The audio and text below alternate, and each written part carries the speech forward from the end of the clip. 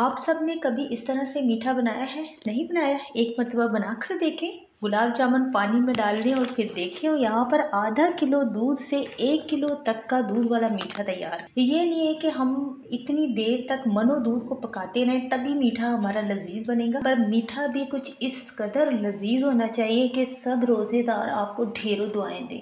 अब देखें, ये वाला सिर्फ 1 टीस्पून आप इसमें डाल दें, आधा किलो दूध का, कमाल देखें। अस्सलाम वालेकुम, मैं हूँ किरण। डिज़र्ट को तैयार करने के लिए आपने आधा कप घर के टी कप से माप कर ले लेना है मिल्क पाउडर। 2 साशे 50 रुपीज़ वाले मिल्क पाउडर के ले लीजिएगा। बहुत ज़बरदस्त काले गुलाब जामुन तैयार होंगे। 2.5 चम्मच इसमें आपने मैदा डालना है। तो मैदे को इस्तेमाल करने से पहले आपने अच्छी तरह पहले छान लेना है। 2.5 खाने का चम्मच हाफ कप मिल्क पाउडर में। उसके बाद आपने हाफ टी स्पून डाल देना है यहाँ पर बेकिंग पाउडर, और 2 टीस्पून इसमें आपने मेल्ट किया हुआ घी डालना है। उसके बाद आपने पहले से पका हुआ कड़ा हुआ दूध ले लेना है, जो कि पहले से पका हुआ कड़ा हुआ हो, लेकिन रूम टेम्परेचर दूध का इस्तेमाल करना है। थोड़ा थोड़ा करके आपने दूध का इस्तेमाल करना है और इसका डो बनाना है। एकदम से दूध का इस्तेमाल ना कीजिएगा, वरना ये पतला हो जाएगा। तो थोड़ा थोड़ा करके आप दूध डालेंगे। बहुत कम इसमें दूध लगने वाला है और बहुत जल्दी ये डो तैयार हो जाता है। मिल्क पाउडर के ब्लैक गुलाब जामुन इतने मज़ेदार बनते हैं, आप इंशाल्लाह बार बार वैसे ही बनाकर रखेंगे और वैसे ही खाना पसंद करेंगे। ये बहुत मज़े के लगते हैं खाने में।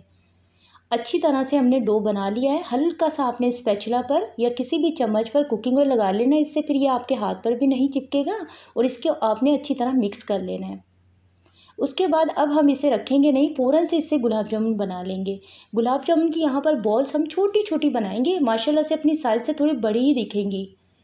तो हमने छोटी सी टीस्पून ली है जिससे हम इसकी बॉल्स बना रहे हैं, क्योंकि हम ये जो डिज़र्ट तैयार करें उस हिसाब से हमने बिल्कुल छोटे छोटे काले गुलाब जामुन तैयार करने हैं।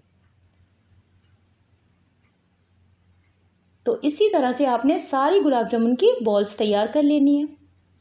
तो फिर हम तैयार करेंगे अपना बहुत ही यमी वाला मीठा। तो सबसे पहले यहाँ पर आपने तेल को तेज़ गरम कर लेना है। तेज़ गरम कुकिंग ऑयल में आपने गुलाब जामुन डालने, ठंडे तेल में ना डालिएगा, क्योंकि हम मिल्क पाउडर से बना रहे हैं। ये फ़ौरन से तेल में जाने के बाद पकना शुरू हो जाएं। अगर ये नीचे ही बैठे रहेंगे, तैर कर ऊपर नहीं आएंगे, तो इससे फिर ये फट सकते हैं। इसी वजह से आपने तेल को तेज़ गरम करके उसके बाद आपने बस इन्हें अच्छी तरह से फ्राई कर लेना है।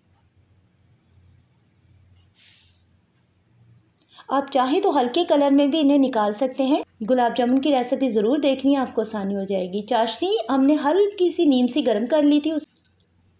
अब इसके लिए जो रबड़ी हमने तैयार करनी है गुलाब जामुन के लिए, रबड़ी खीर, तो उसके लिए आधा किलो दूध को आपने पहले तो 1 उबाले तक पका लेना है। जब दूध में 1 उबाला आ जाएगा तो 2 सब्ज़ इलायची को तोड़कर आप इसमें छिलके के साथ ही डाल दें, या अगर आपको नहीं पसंद इलायची के छिलके तो आप इसमें पाउडर बनाकर इलायची का वो भी इस्तेमाल कर सकते हैं। उसके बाद आपने अगली चीज़ ले लेनी है चावल का पाउडर। ड्राई चावल को आपने ग्राइंड करके उसका पाउडर बना लेना है। तकरीबन 1 खाने का चम्मच चावल का आप पाउडर बनाएंगे तो वो 2 खाने के चम्मच बन जाएंगे पाउडर बनने के बाद। तो इसमें सिर्फ चावल का जो पाउडर है वो 2 खाने के चम्मच ही जाएगा, इससे ज़्यादा नहीं, क्योंकि आधा किलो दूध से तैयार कर रहे हैं।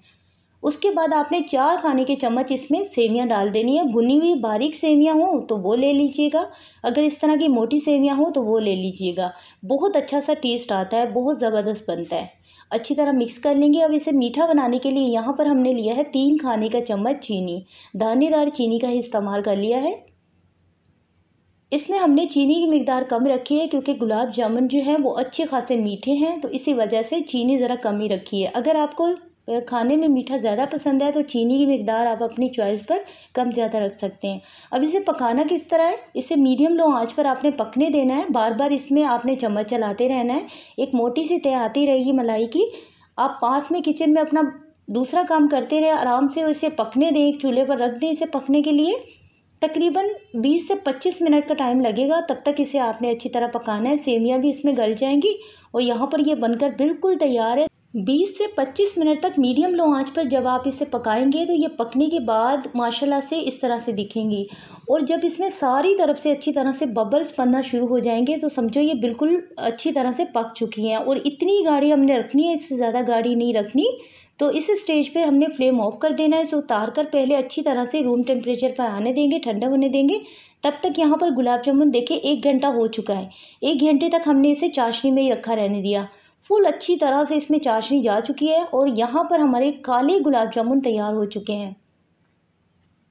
सारे गुलाब जामुन को चाशनी से बाहर निकाल लेंगे। ये चाशनी हमारे काम की नहीं है, बल्कि इसे हम किसी भी हलवे में इस्तेमाल कर सकते हैं, जैसे कि सूजी का हलवा हो या आटे का हलवा हो, किसी भी हलवे में आप इस्तेमाल कर सकते हैं। तो चाशनी हम ज़ाया नहीं करेंगे।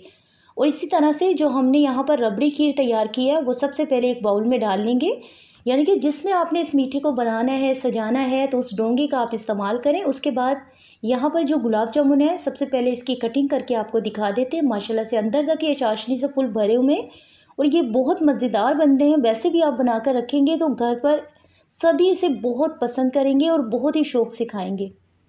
सारे गुलाब जामुन को इसके ऊपर आपने लगा देना है इस तरह से, और इसे अच्छी तरह से गुलाब जामुन के साथ सजा लेना है। ठंडी होने के बाद ये रबड़ी खीर इतनी मज़ेदार लगती है, आप इंशाल्लाह ताला बड़ी बड़ी दावतों में इस मीठे को बनाना पसंद करेंगे। अगर आप घर पर गुलाब जामुन नहीं बनाना चाहते तो बाज़ार से ख़रीद कर इस मीठे को आप बना सकते हैं।